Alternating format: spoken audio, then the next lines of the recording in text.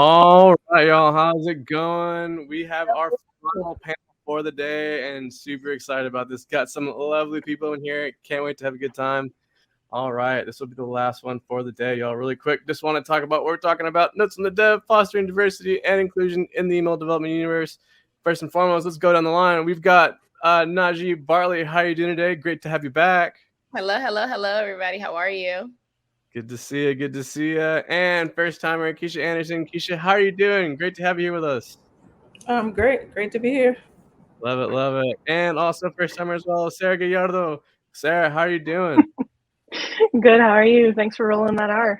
Yeah. I was born and raised in Texas, so it's kind of kind of can't hide from it. So, and last but not least, our fearless host and leader for Notes from the Dev, Megan Bushhausen. Welcome Hello. back. Good to see you.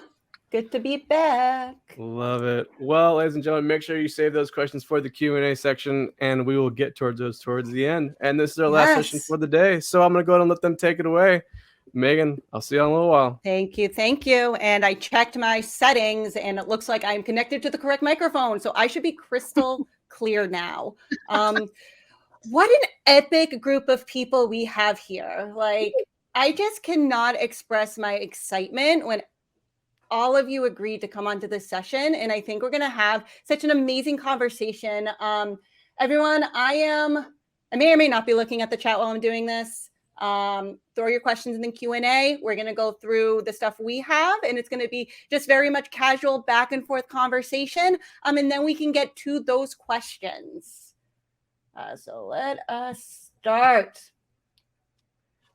So the first thing we're going to establish, and we're going to be talking about like mostly industry career type stuff, which is super important to talk about.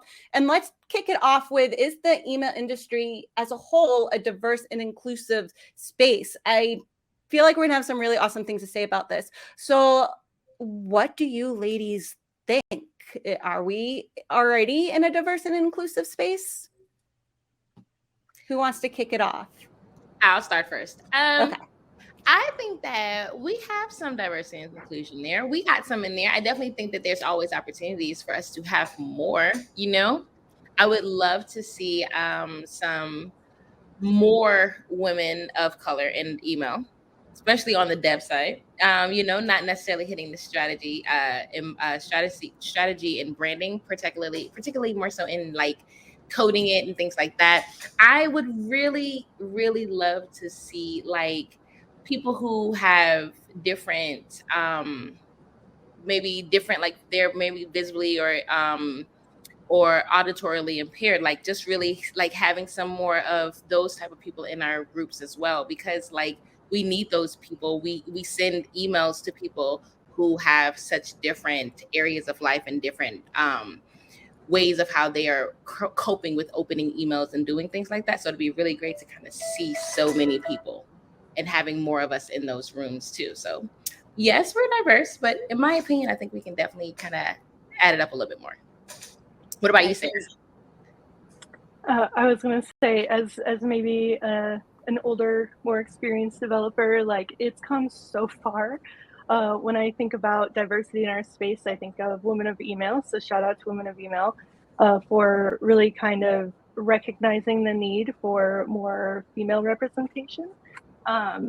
And I think also, I don't know, marketing does kind of tend to sway a little bit more lady-centric, as we like to say, but I think there's also a lot of movement for additional improvements in that area. I mean, I know personally I've worked with lots of amazing women developers. I've worked with a lot of amazing people of color as developers. That was the wrong way to say that.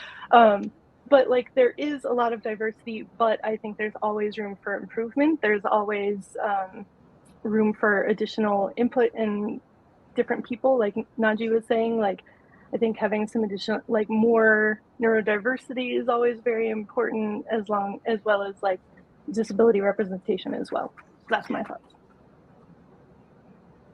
Awesome. What about you, Keisha? What are your thoughts? Yeah, I'm gonna stick with kind of the same sort of theme because I feel the same way. Ever since I came into email, it has felt I've felt welcomed for the most part, and any experiences that I've had have kind of been more so, any negative experiences I should say that I've had have kind of been like more company based and not necessarily Mhm. email industry based.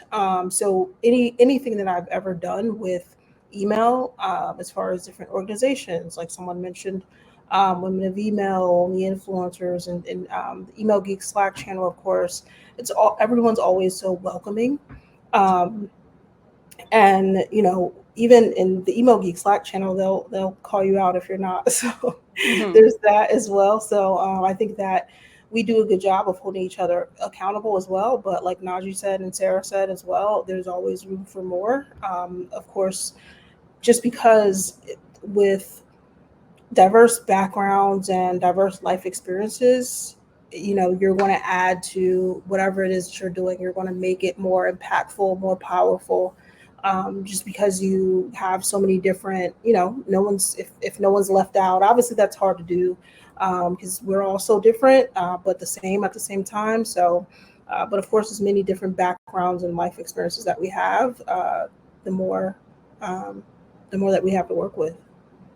Yeah, for sure. Yeah, I would say we keep talking about like the email geeks community and women of email, and you're all right in that these pockets of communities are like so open and giving, and we learned so much in there. I have found that sometimes when I go outside of those pockets, it can become a little bit difficult, or like, especially in a technical field, that you start talking to somebody, you feel like you have to prove yourself like just that hair bit more than you feel like you otherwise would have. But I think I agree in that we've made such great strides into making sure that email development is open to anybody who wants to come in and start learning, because it's a niche field with a niche skill set.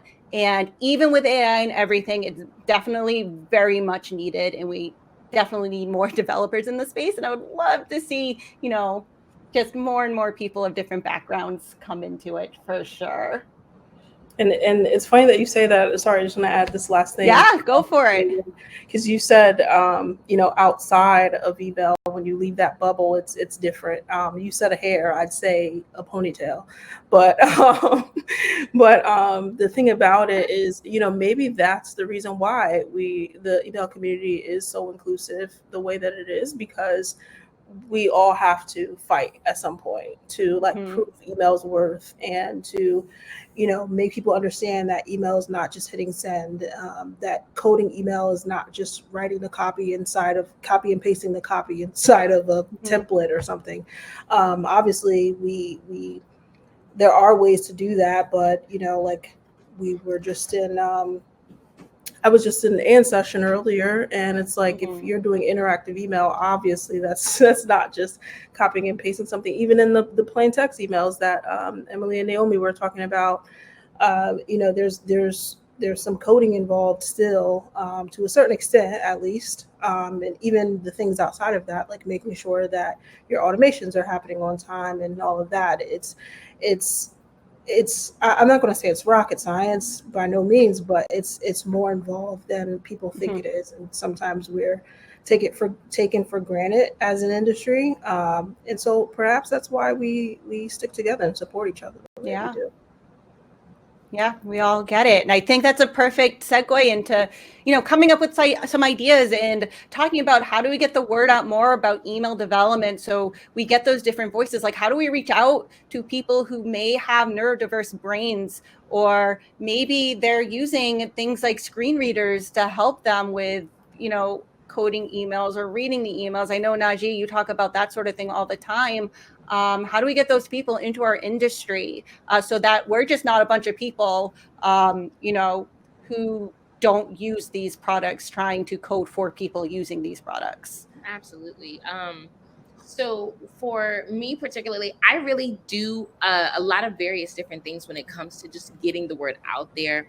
Not only do I reach out, of course, on social media. Social media is like my number one go-to platform. I'm reaching out on social media. Hey, like this, is there anyone who wants to learn email? Because I am obsessed with emails. So I want to spread the word. I want everyone to know, like, this is a great way to actually send out communications for those who are visually impaired, for those who are who have different neurodivergent abilities, for those who for people of all types. This is how this is a really great way to communicate, being particularly within the email, SMS, within apps, and all of the other various omni-channel ways of communicating. So what I do is I teach classes. I teach some classes at some HBCUs. I also do a voluntary 6-week course where I teach people how to code with MJML, coding with different platforms, being that, platform agnostic is really a big thing. So I also do that, but I also just reach out to visually impaired friends and I ask, like, hey, is there anyone who would like an opportunity? Because if we were and just hear me out, just like, let me just geek out for 2 seconds on this. If we were just to get visually impaired individuals on our QA teams, like, look, guys, like, hello, we are going to be able to cater to such a huge audience when we're able to reach out to everyone, and having visually impaired QA come in because they already know the tools. They already use them all the time.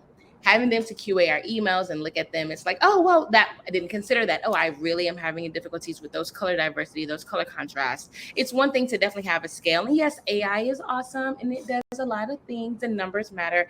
But when I tell you having that human computer, human person interaction, and really being able to say, I know from experience, because this is what I deal with every day, being able to just have that input speaks volumes, and it builds on an empathetic level that AI can never reach, of course, so that's that. I'm not going to go too far into it, but teaching, speaking out, social media, reaching out to people and asking them, are you interested? Have you ever thought about it? Particularly our devs. Like, I know devs, and I know devs who code on computers, right? And saying, hey, have you considered the email space? It's great that you can code this web page, but have you considered, like, looking into email development as an aspect, and being able to be like, oh, wow, I didn't even know that it was this big, this vast. It was so cool. And I'm like, that's how I got into emails, because I was actually a web developer first. And then someone said, hey, have you considered the email space? So maybe doing the same thing, repeating, just rinse and repeating, and saying, hey, have you considered the email space as well, to everyone, and just getting them in there. But that's just a few of the things that I do to just kind of getting the word out there. Social media has been a big help, huge help. And like I said, teaching as much as I can. Yeah, for sure. I fell into email development in that I kind of I knew HTML and CSS. I was a graphic designer. Right. And I got handed these custom coded MailChimp templates and was told to figure it out. So that's what I did. And I think email tends to be filled with, like, scrappy upstart people who just like to dive into techie things and figure it out. And diving further into it, I think it really takes, like, one person telling you that you can do it, and that one person who you can start asking questions to, and then you just kind of get pulled into it. Keisha or Sarah, I don't know if you agree with that or have similar stories like that with, falling into email development and kind of turning around and doing the same for someone else. So I guess I kind of have a different perspective. Obviously, Oracle is a gigantic company. There's a lot of different parts of it. And one of the things that I kind of started noticing is that we have all these really awesome internal emails, and they were missing the mark on some accessibility stuff. So actually kind of starting where I'm at, being where I am, and trying to take advantage of the reach that I have within my organization to be able to kind of start asking those questions, having those meetings to kind of get people on board.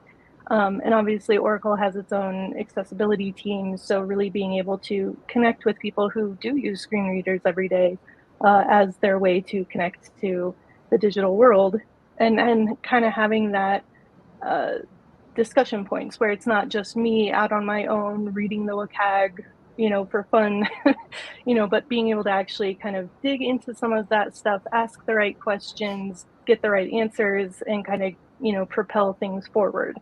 And that's also why I started kind of blogging about accessibility in email too, was to make sure that we have some specific resources within the realm of email, because while accessibility is universal, there's a lot of weird quirks to email that we kind of need to be aware of. So that's kind of how I've been approaching it.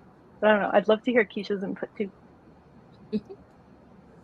Yeah, I mean, I am certainly someone who's constantly talking about email, just like the rest of you all. Definitely certified email geek here. But I mean, I think that I'm more so recently finding my voice as far as social media goes. But with that, I definitely, um, want to spread that word, and have been sort of putting out some content and some resources for folks to get into email development. And I think we were having this discussion before, and what I think is that, even as far as diversity goes, a huge part is that people just don't know that this is even an option. And, Naji, what you just said about, having folks who may have an impairment or a difference, being involved in sort of, obviously in any way that they want, but certainly having that firsthand experience as far as accessibility goes. I think that's a great idea. I never thought of that. I think that's a really good idea. And I think that just people just don't, like I said, people just don't know about it. Like Ann said in the chat, like we all fall into email. I, like you, Naji, I was a web developer first too. And then I was like, oh, I got this gig where someone wanted me to code an email. And I was like, okay. And I was like, oh, I like this much better. You get the dopamine hit of a complete product much faster than a website. And I think and I think that if more people knew about email and email development, that it was even an option, it'd be a bigger community, and we'd I'm sure advance a little faster than we do now, because we'd have so many more numbers.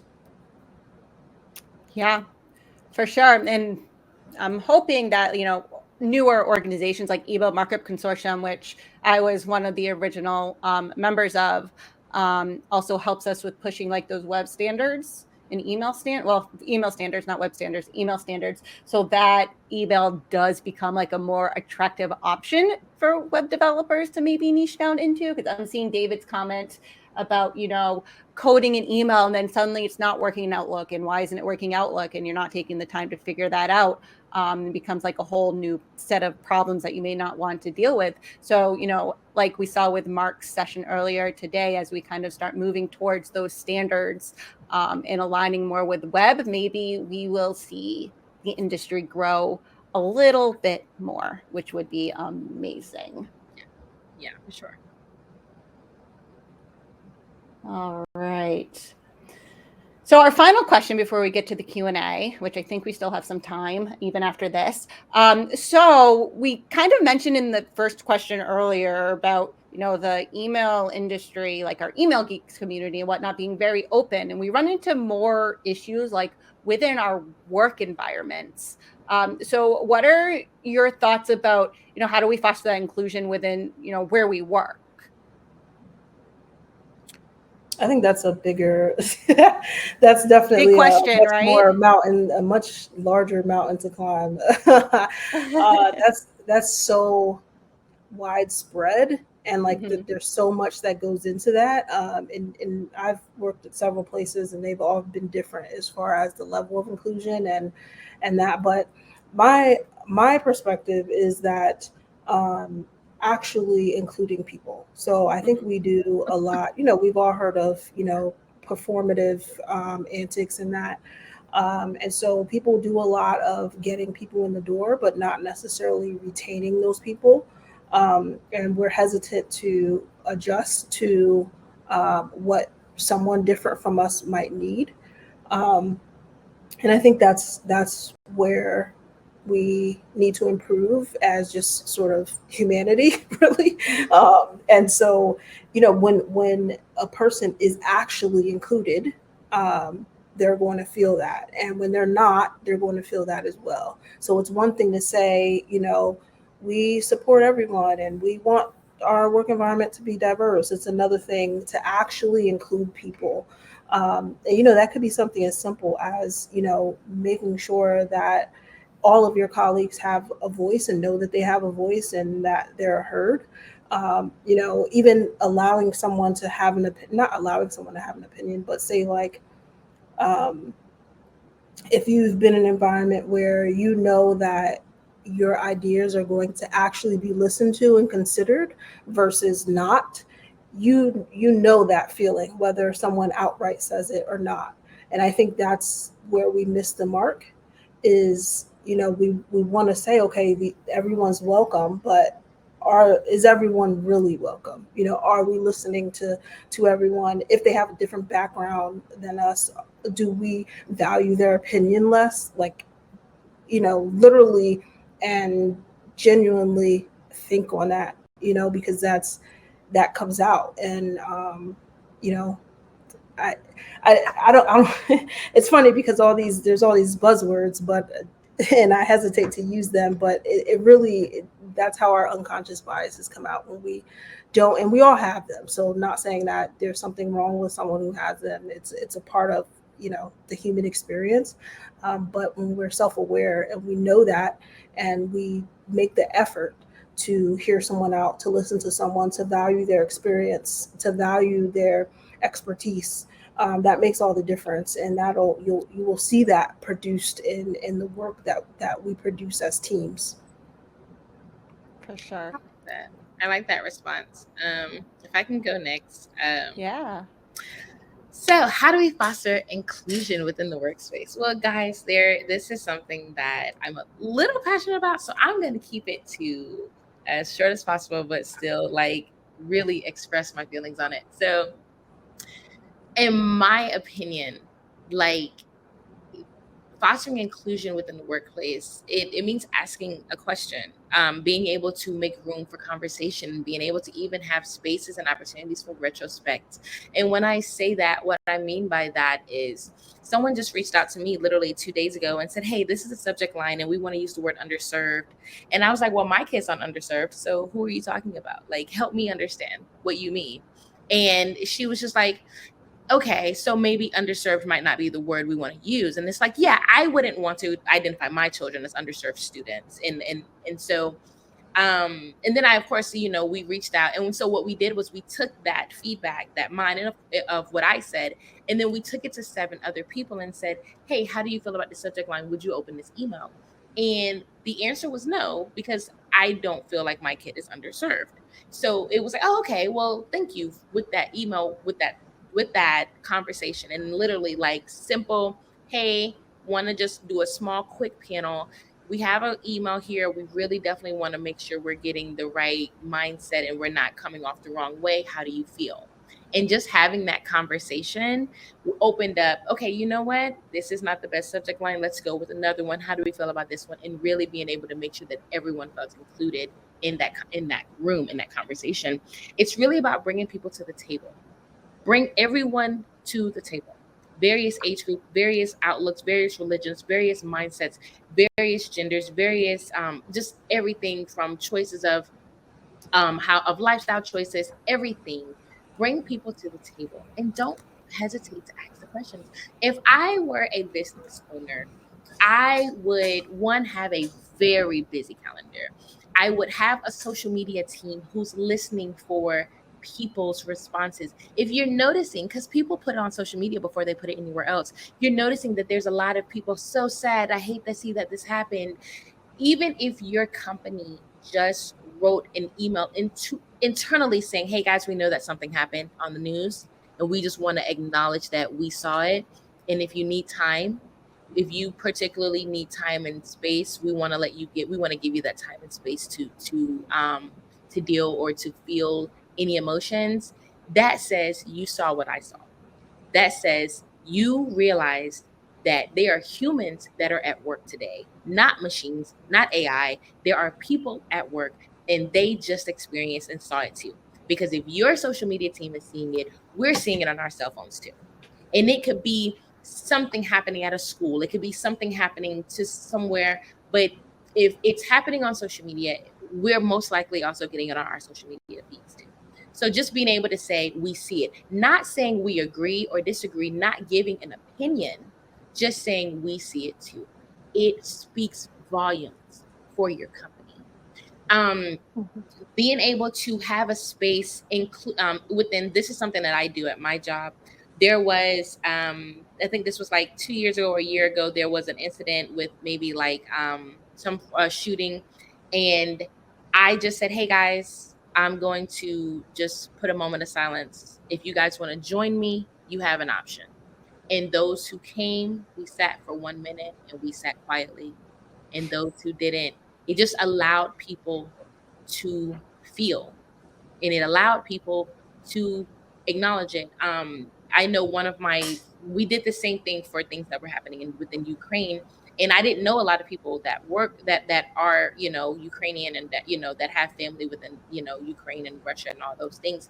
But when it happened, people reached out and said, "Thank you for just giving me a space to feel emotions. I have family there. I have, and that's what we need. We need to, like, when we say inclusion, we're not just saying a certain race, religion, orientation, sexual preference. We're not saying that. We're saying people from different places, period.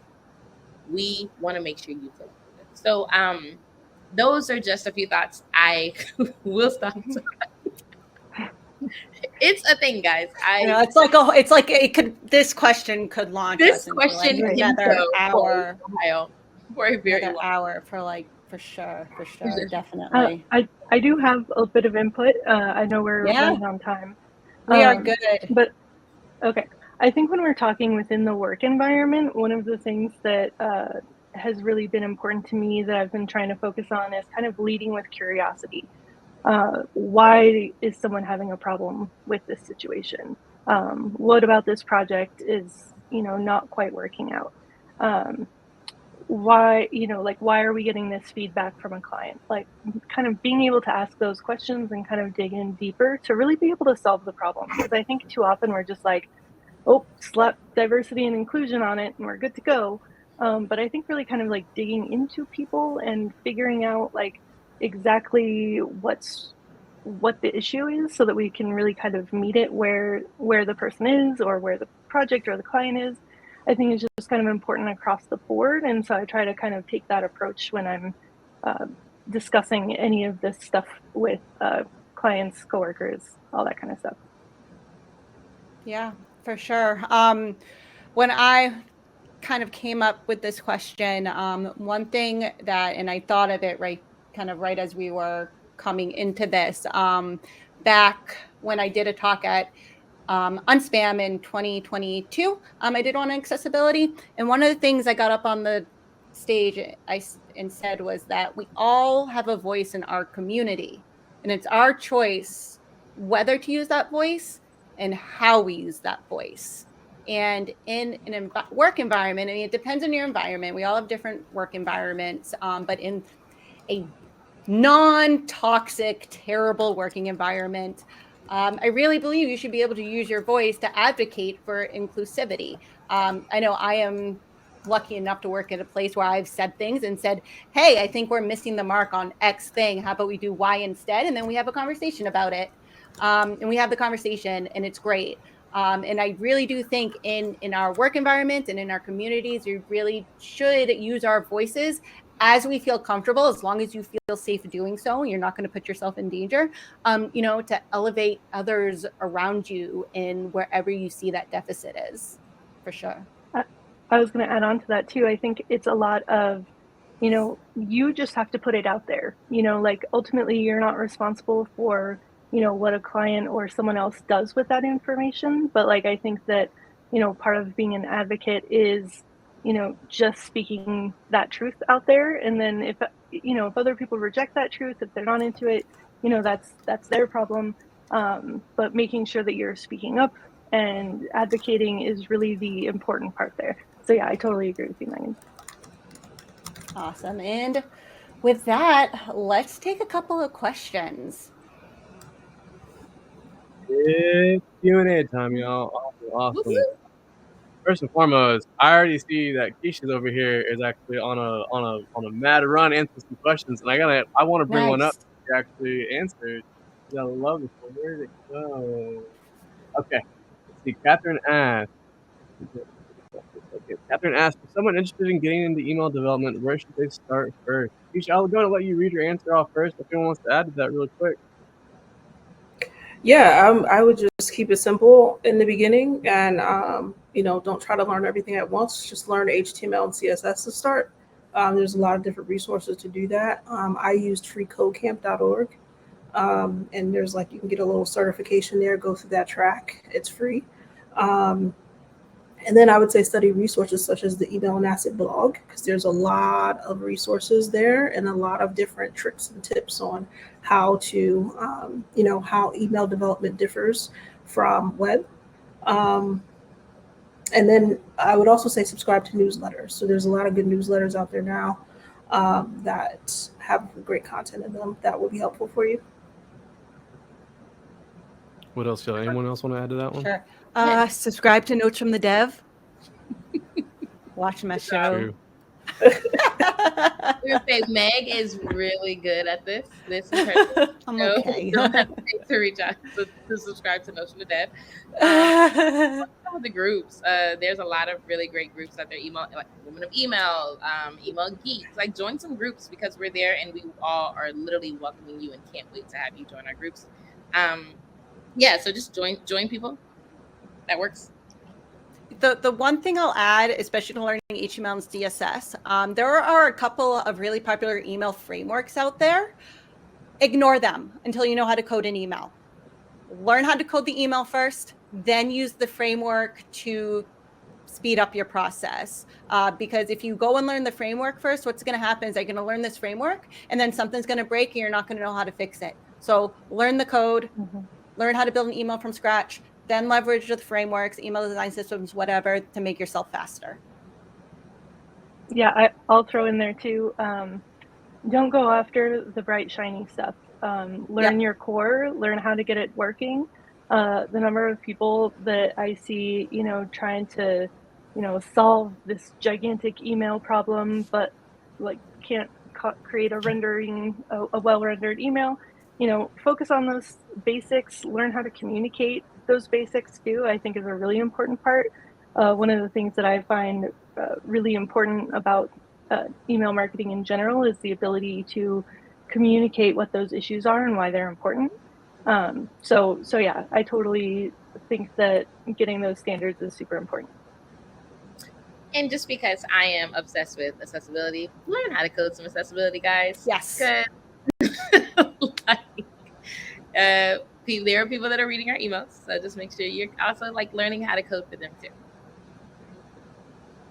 100%. All right.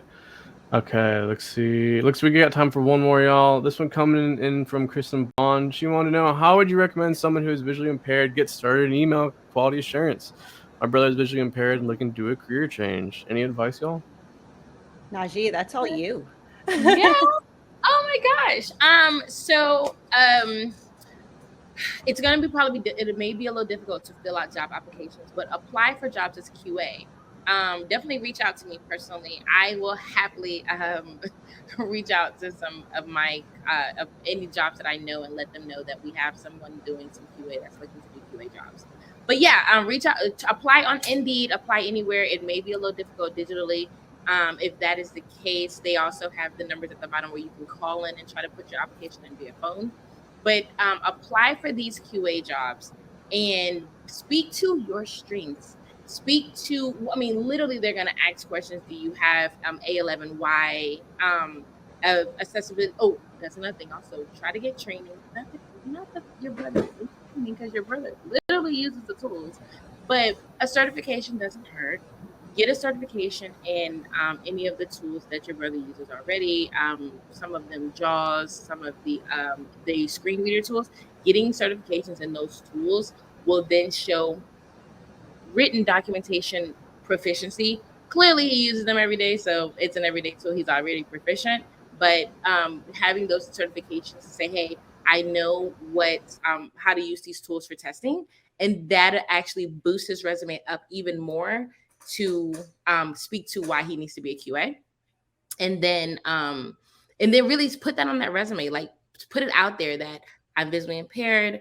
This is what I can do. Some QA. I do QA for emails. I know I can work very well with screen readers, et cetera, et cetera. And that should be a really that should definitely be helpful for sure. And reach out to me because I would love to help 100%. Yeah, I have some notes there too. When Najee was talking about certifications, I definitely recommend the Trusted Tester. That is a whole training program given by the US federal government that walks you through a very specific standardized way of testing all digital content. It is pretty intense. It takes about 3 months to do start to finish. I'm a little bit longer than that. It's not been my main focus. But that would be a really good one. And once you get that, you get a specific license that helps confirm that you really did it. And then that gives you a tremendously large kind of starting point for accessibility best practices and makes you very visible to Everyone. companies and contractors that need that specific service. And I would probably start out as a contractor, reach out to companies that need that. There's a lot of, and I don't remember any of them offhand, but there's a number of job search or job boards that are specific to the accessibility community, and that Trusted Tester certification is going to get you in the door there. And then just start doing that work. I would also, especially if they're really wanting to get into email, I think it would be fantastic to see someone with a visual disability using different email clients and different screen readers. I know that's something that I've been really focusing on my testing, is kind of having a lot of that diversity, because as much as we can predict some things, like email is a special snowflake. So I would definitely say kind of jump into that, sharing some of that on LinkedIn, getting that in conversation started, I think would be a huge way to kind of forge ahead there. Sarah, I just love what you said. Could you put the link for people to have it? Because that's humongous. Like, your brother could be working a government job. Like, spread the news. Like, put it out there quickly. Like, that's a really good idea. These government, schools, telecommunications companies, anyone that has a federal requirement for accessibility, and it's not just would be a good place. Web as well. And web is everywhere, guys. So being able to have that certification would be humongous. So yeah, definitely put that out there. That was huge help. Thanks a lot, Sarah. That was great. Love it, y'all. Any last remarks on that? Nope. All right. So. Cool, y'all. Well, ladies and gentlemen, we are running low on time here. So first and foremost, I want to thank our wonderful presenters. We had Najee, Keisha, Sarah, Megan. Seriously, the four of y'all, thank y'all so much for being here, taking time out of y'all's busy day to be here. It seriously means a lot to us. It means a lot to our viewers. So seriously, thank you. We appreciate y'all coming by. Is there anywhere where y'all need to, where people need to follow along with what y'all are doing, stuff like that? I'll let y'all go ahead. You can follow me on on Twitter at emailartisan.io and LinkedIn Keisha-Anderson. Love it. How about you, Sarah? Or Najee, go ahead. Sorry, you can follow me on LinkedIn. Let's definitely, so I can give you guys any fire of any steering towards professional things. But you can also follow me on Twitter at Najee. Real simple, Najee. Love it. Sarah, how about you? I don't do Twitter. I find it an annoying platform from the beginning. Sorry. But I'm on LinkedIn. I also posted the URL for my blog if you want to follow that, where I have some really in-depth accessibility kind of reviews and discussions. So thanks. Love it. And last but not least, Meg, where can they find you? Find me on Twitter, Meg Bosch, on LinkedIn, search my name. I think it's /Megan Bosch. I'm also on Blue Sky and Threads at Meg Codes email. There might be some random dashes in there on one and not the other. I'm not sure, but if you search me, you'll find me. Cool. Love it, y'all. Love it. Well, y'all, thank y'all so much. I seriously appreciate y'all being Thank here. you. I gotta come on down from space, so I gotta land this space station. But seriously, thank y'all for being here, and I appreciate y'all, and I hope to see all of y'all soon. All right. Thank you. All right. Thank you. Take care, Bye. y'all. Great time. See ya. Okay.